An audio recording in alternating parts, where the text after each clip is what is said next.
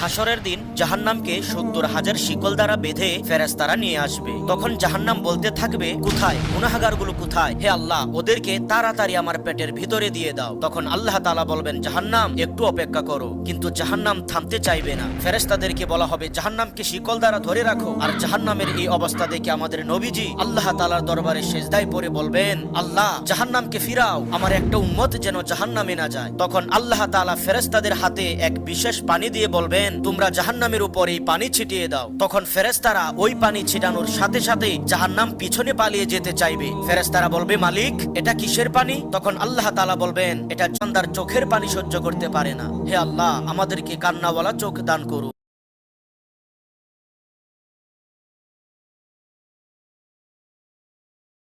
বান্দার চোখের পানি সহ্য করতে পারে না। হে আল্লাহ, আমাদেরকে কান্নাওয়ালা চোখ দান করুন।